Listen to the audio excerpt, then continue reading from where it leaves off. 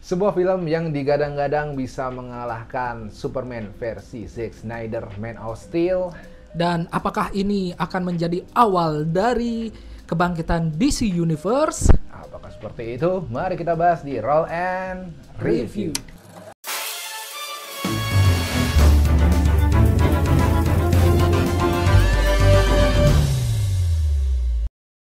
Kembali lagi di Roll Roll and and Review. Review bersama di Dharma, Dan saya Yama Karisma, dan kita lagi maraton. maraton syuting karena kita update-nya 3 bulan sekali gitu ya. Karena 3 bulan itu adalah salah satu cara kita mencari film-film berkualitas. Benar sekali. Ya. Dan film berkualitas kali ini yang digadang-gadang bagus ya. Ya, Banyak katanya review bagus. Yaitu Superman versi 2025. Ya, Superman 2025.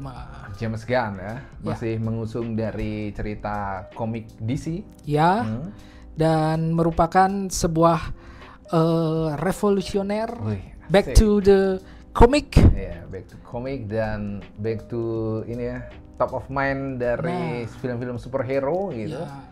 Ya, film Superman kali ini cukup membuat kita tercengang juga ya. Betul. Dan untuk kali ini kita full spoiler ya. Ya. Jadi yang belum nonton silakan skip video ini karena kita full spoiler dan filmnya udah tayang beberapa minggu gitu. Ya. Jadi kita free full spoiler dan ya memberikan Easter egg ya. Ya. Tanggapan subjektif. Dan silakan ditonton. Ya. Oke, first impression nonton ini gimana deh? First impression menonton film ini adalah sebuah film yang fresh ya, karena dipenuhi dengan blue sky. Jadi warna-warna Superman sekarang ini lebih cerah, ceria, dan mungkin lebih bisa diberikan kepada tontonan kepada anak-anak, menjadi role model oleh anak-anak juga. Anak-anak, ya. Lebih ceria gitu lah. Family friendly. Ya, family friendly and apa? And Ya, humanis. humanis. First impressionku juga sama ya. Ini kita diperlihatkan bagaimana sisi humanisnya Superman ini ya. Dan ini disutradarai oleh James Gunn ya. Ya, James Gunn yang sudah berpengalaman di perdunia superhero. Yang dulu dia salah satu tonggaknya Marvel Universe juga. Betul. Dengan mengusung trilogi Guardian of Galaxy yang cukup sukses. Kali ini dia berpindah haluan gitu ya. Oke, membelot. Membelot. Ya. Karena Marvel ya nanti saya takut. Karena fans Marvel banyak. Oke. Oke ya. Dari plot ini template penyutradaraan dari seorang James Gunn ketara banget.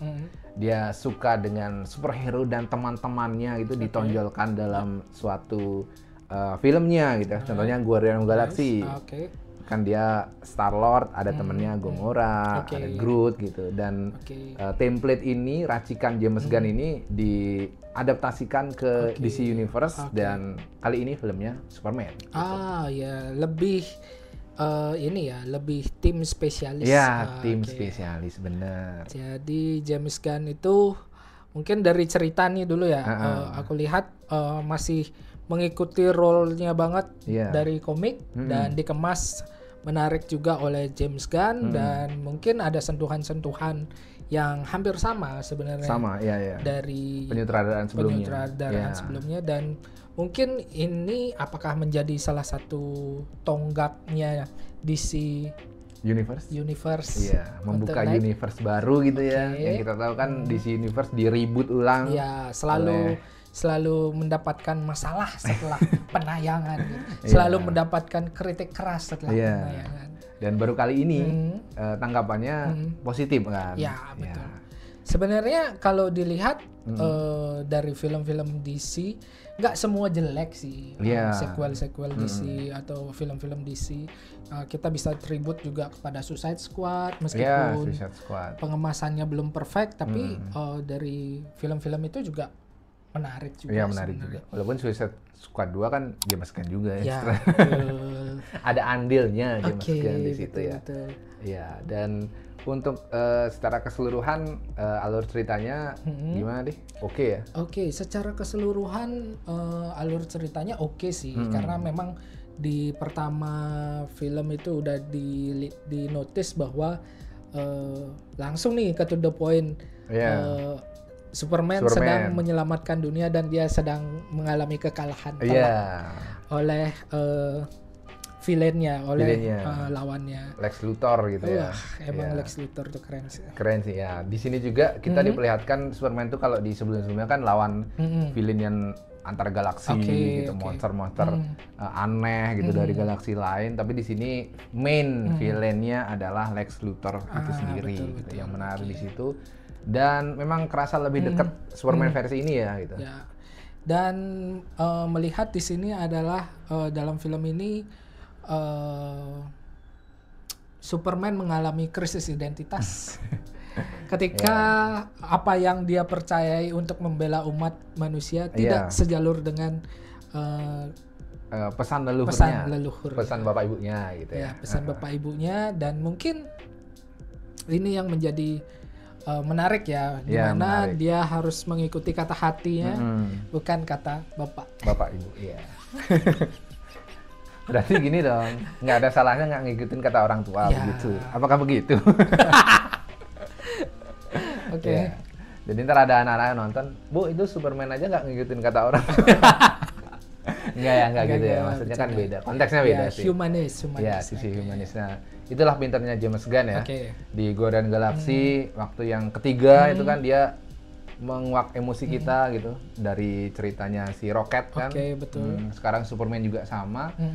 Dan untuk actingnya nih, wah di sini. Untuk acting di sini pemeran Superman di sini Superman-nya lebih muda ya, lebih muda dan lebih prima juga. Keren sweet ya. Lebih prima dan banyak sekali caster yang cocok lah. Kalau menurutku cocok banget sih. Komik accurate, Lois Lane-nya oke. Bahkan sosok David Corenswet sweet gitu ya. Jadi Superman ya, namanya susah ya. Nyontek dikit ya. Nyontek. Iya. Dan juga si Rahel Brosnahan gitu ya namanya. Pokoknya itu mencuri perhatian ya. Dan sebenarnya yang lebih badass juga sih sebenarnya pemeran Lex Luthor ya. Iya, benar. Lex Luthor di sini terlihat bahwa emang orangnya tuh ambisius banget untuk menghancurkan atau membuktikan bahwa Superman ini bukan pelindung dari bumi ya. Gitu. Jadi Superman ini ya cuman alien aja yang datang ke Indonesia. Ke Indonesia lagi. Ke Amerika gitu ya. Ke bumi untuk menyelamatkan dunia gitu. Iya. Dia sangat tidak percaya. Iya, dan acting Nicholas Hoult ya, yang jadi Lex Luthor, wah gila. Ya. Meng-carry banget sih jujur, ini acting terbaik Nicholas Hoult ya. Walaupun dia memang actingnya memang selalu luar biasa di film-film sebelumnya gitu. Di film-film lainnya gitu. Karena sebenarnya kalau aku sendiri tuh aku ngikutin dulu tuh aku ngikutin seriesnya Supergirl. Seriesnya Supergirl di sana udah banyak banget yang dinotis ya berkaitan Luthor, Quart dan lain-lain. Itu tuh sih keren. Dan nggak kaleng-kaleng juga sih sebenarnya teknologi Luthor Corp ini hampir sama kayak Tony Stark benar. Cuman dia sisi villain aja gitu. Dan mungkin dia punya ambisi untuk melindungi bumi dengan cara yang lain. Walaupun dia juga ada ingin melindungi, tapi ingin ada intrik-intrik menguasai juga. Cari cuan itu. Dan juga Lex Luthor di sini penggambarannya sebenarnya dia kayak love hates relationship with Superman gitu ya. Karena dia sangat mencintai Superman gitu. Kayaknya sayang banget sih Lex Luthor. Kalau Batman kan villain love hates relationship-nya kayak sama Joker kan. Batman, Joker, Superman, Lex Luthor ya. Emang penggambarnya luar biasa nih Nicholas Hoult. Dan kabar-kabar memang Nicholas Hoult ini bayarannya paling mahal. Oh ya? Iya. Yang lain katanya sih kalau nggak salah, sorry correct me if I'm wrong, 800 sekian dolar gitulah. Kalau si Nicholas Hoult itu 2 juta sendiri gitu. Pokoknya beda lah gitu. Paling mahal lah emang Nicholas Hoult ini. Ya pantas paling sering kelihatan di promo-promo ya. Iya. Oke. Dan screen time-nya kan sebenarnya paling banyak kan? Oh ya? Iya. Bener. Karena di sini memang ada tokoh-tokoh lain kan, kayak si Hawkeye, ada Mr. Terrific, ada Green Lantern. Itu mencuri perhatian juga Mr. Terrific. Green Lantern emang ini ya sih kelihatan banget sombong nggak jelas, tapi keren. Keren ya, itu malah komik accurate-nya Guy Gardner memang kayak gitu dia. Cocok lah penggambaran menurut fans DC ya. Sorry saya nggak ngikutin komiknya, tapi katanya itu accurate. Se-asshole itulah si Green Lantern versi Guy Gardner itu. Dan yang sangat mencuri perhatian ya si Hawkeye ya. Si siapa namanya? Isabel Merced. Itu menjanjikan sih sebenarnya filmnya. Dan di sini terlihat bahwa mana nih kelompok superhero yang masih pro sama pemerintah dan yang berjalan sendiri. Kalau Superman itu kan berjalan sendiri. Dan ada apa? Superhero versi PNS mungkin ya. Iya. Masih kayak di mana? Kalau di Marvel kan kayak yang Captain America itu kan yang masih di bawah pemerintah gitu lah. Kalau ini kan enggak, dia berdiri sendiri. Dan ya sekali lagi ya Hawkgirl itu banyak yang ini Pak, banyak yang hamil gara-gara karena saking bedesa actingnya juga gitu. Iya betul. Bahkan sorry to say ya, Wonder Woman kalah sih actingnya. Wonder Woman Gal Gadot kalah banget itu actingnya sama Hawkeye ya. Coba bandingin sama Wonder Woman yang KL no. Kalau itu Wonder Woman bucin sih. Dari sequelnya kan bucin terus. Iya, sequel. Dan actingnya jauh sih ya. Iya, betul. Casting direkturnya patut aku jempol sih. Dan untuk sinematografi waduh, ini. Untuk sinematografi di sini udah nggak diragukan ya, mungkin karena ini juga debutnya James Gunn untuk Superman dan untuk membangkitkan DC Universe dan terlihat banget akurat banget, keren banget. Terus juga terlihat tuh dari biru langit yang serasi dengan baju biru. Ini keren banget. Keren banget. Dan itu Pak, yang waktu terbang itu Pak, yang transisi ya betul. Itu enak banget itu transisi kameranya. Serasa kita ikut ya. Iya, DOP-nya. Apalagi kan waktu itu saya nontonnya di IMAX.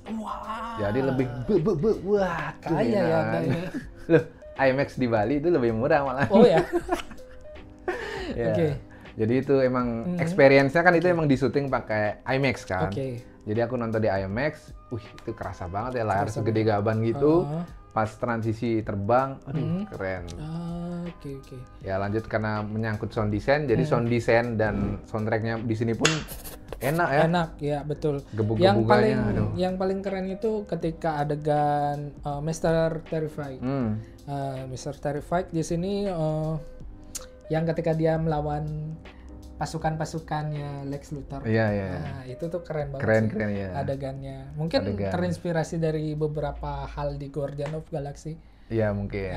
Karena ada sisi asshole-nya gitu kan, menyebalkan tapi keren gitu. Tapi sebenarnya di awal ya, first impression dari Mr. Terrified itu kayak misalnya kok kayak aneh orang ini. Iya, awal-awal waktu dia duduk apakah dia lumpuh apa gimana duduk gitu. Oh, ternyata dia bisa jalan. Malah keren. Malah keren gitu. Jujur kita kan nggak ngikutin komiknya ya. Jadi kita ini bakal kayak si X-Men itu kan. Aku kira. Ya, Xavier dia nggak bisa jalan atau gimana. Ternyata lebih bedes ya. Oh iya, betul. Dan digadang-gadang itu adalah tokoh paling pintar di DC. Iya, di sini mungkin. Untuk kostum desain di film ini gimana? Untuk kostum ya bagus ya. Maksudnya kayak pengadaan celana dalam di luar itu merupakan sebuah akurat banget dari versi sebelumnya, yang dimana di versi sebelumnya dihilangkan, sekarang ditambahkan lagi untuk celana dalamnya. Dan mudah-mudahan sih sebenarnya jangan sampai ada banyak orang terinspirasi pakai celana dalam di luar. Enggak sih ya, kan IP Superman ini kan udah dari tahun coba dia. Tapi yang paling keren Mr. Terrific nggak sih? Kostumnya keren banget. Pengen beli jaketnya, itu keren. Jaketnya juga. Jaketnya keren. Terus Hawkeye dan Green Lantern yang Justice, kan dia belum Justice League ya, masih Justice Gang kan. Justice Gang. Itu cukup oke. Bagus lah ya, match. Terus kostumnya Hawkeye yang Hawkgirl ya, sorry kalau dari tadi Hawkeye. Hawkgirl ya. Sorry. Ntar ada komen itu bukan Hawkeye. Hawkgirl, sorry. Hawkgirl, oke. fans DC. Tapi fans DC sabar-sabar. Sabar. Karena mereka sabar menunggu film bagus, akhirnya ini. Kesabaran fans DC itu tingkat paling tinggi ya. Hawkgirl oke banget di situ. Senjatanya ya, yang palu gada tuh. Dia terus Lex Luthor pun bagus ya. Penggambarannya. Kan biasanya digambarnya agak gendut gitu. Sekarang cocok proporsinya. Dan Lois Lane gimana kostumnya, Pak? Aduh, itu adalah salah satu perempuan paling modis saat ini sih menurutku ya. Maksudnya kostumnya, terus bajunya yang dipakai ketika dia ke kantor, terus dia ketika dia ketemu sama Justice Gang tuh, itu keren sih. Keren banget. Jadi kayak misalnya kita ngelihat bahwa oh ternyata ini loh sosok perempuan yang woman behind Superman gitu ya. Yang ada di baliknya Superman. Iya. Oke, lanjut ke pro dan kontra film ini, Pak. Kira-kira ada yang perlu dikritisi nggak? Untuk film ini sebenarnya cukup sempurna. Iya, cukup sempurna. Memang kalau orang-orang yang udah banyak nonton filmnya superhero gitu atau filmnya James Gunn ya, ini versi upgrade, terupgrade-nya lah. Iya. Budgetnya juga lumayan sih ya dari film-film James Gunn sebelumnya. Dan ini juga mungkin salah satu kelemahannya itu ya. Kayaknya James Gunn selalu menyutradarai superhero yang pakai grup gitu. Dia belum bisa stand alone movie, kayak ceritanya mungkin fokus ke Superman dan Lex Luthor aja gitu. Tanpa perlu Green Lantern, Mr. Terrific gitu. Iya, betul. Iya, mungkin itulah. Ini terlalu juga template lah ya, template James Gunn. Mungkin bisa dilihat bahwa James Gunn ingin memberikan kesan bahwa meskipun Superman ini adalah seorang Superman yang kuat, gagah, berani dan bisa menghancurkan semua lawannya, tapi dia pengen ngasih tahu bahwa Superman pun nggak bisa hidup sendiri. Wah, gitu. benar. Superman itu nggak bisa hidup sendiri dan dia harus ada partner sebenarnya. Dan sebelumnya kan di Man of Steel terlihat bahwa superior banget gitu. Dan ternyata meskipun orang kuat harus ada temannya juga. Iya. Gitu. Sisi vulnerable-nya Superman sangat dilihatkan banget di film ini. Itu terlihat di antara di scene yang dia tuh harus menyelamatkan dunia dari pecahnya universe dan harus menyelamatkan warga. Nah, bisa aja nih James Gunn buat setelah dia menyelamatkan ini, dia menyelamatkan warga-warga, tapi enggak di situ, di mana dia buat memfokuskan malah menyelamatkan warga-warga dulu, menyelamatkan dunia dulu, dan temannya atau partnernya menyelamatkan yang di ini. Nah, itu dari nyinggung warga itu, ini salah satu kejenuisan James Gunn ya. Dia bisa mengangkat isu dunia yang begitu sensitif kan ini, Pak ya. Isu sensitif tapi dikemas dengan secara harfiah gitu ya. Dia menggambarkan ada tanah yang diambil gitu ya. Sorry, ini menggambarkan rakyat Palestina dan Israel, konflik itu ya diambil. Bahkan metafornya. Ya, metafor. Bahkan di dunia nyata pun Israel sampai nge-ban Superman ini karena tersinggung gitu. Ini adalah kejenuisan James Gunn ya. Padahal dia kan nggak pakai nama kan, dia pakai nama karangan, nama fiksi gitu di situ. Cuman yang di dunia nyata malah kesenggol, Pak. The power of film. James Gunn. Ya, segitu. Soalnya filmnya bagus ya, susah. Filmnya bagus ya. Layak ditonton, dan ini bisa memberikan warna ke teman-teman bahwa ada alter setelah Superman Man of Steel, ada alter egonya gitu. Sisi lain gitu. Sisi lain Superman ya. Nah, sekarang kita mau bandingin nih. Katanya kan kita nggak boleh bandingin maksudnya. Kita bandingin sama Superman Man of Steel. Nah, kalau dibandingin, kalau dibandingin ya dari segi kegagahan itu Man of Steel bagus, kegagahan dapat, auranya dapat, aura orang terkuat di bumi itu dapat. Dan kalau di Superman 2025 ini terlihat bahwa dia tuh lebih mau berkorban untuk sesuatu lah. Tidak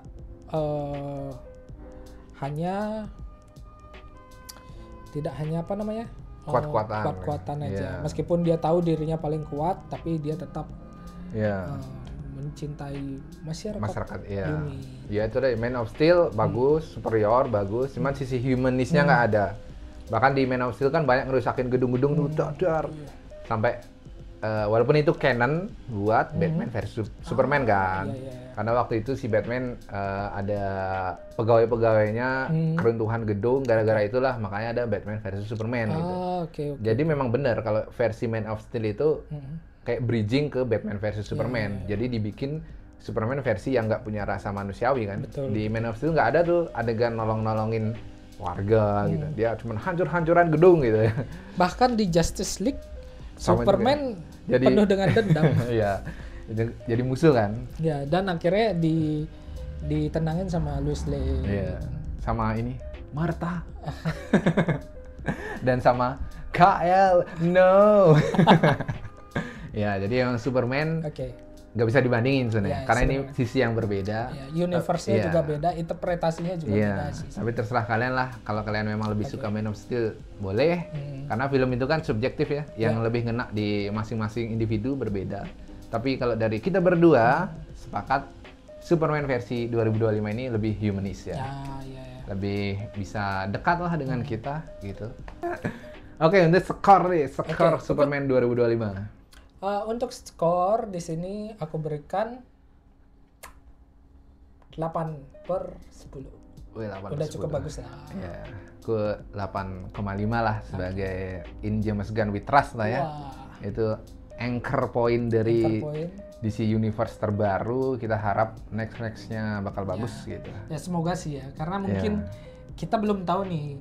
Kadang kan awalnya bagus. Tahu-taunya nanti sequel yang lain kurang bagus. Agak slow gitu ya. Mudah-mudahan bagus dan semoga bisa menjadi tonggak kebangkitan DC Universe. Oke, segitu dulu untuk roll and review. Mana bagusan? Zack Snyder Superman atau Superman terbaru? Oke, terima kasih dan sampai jumpa.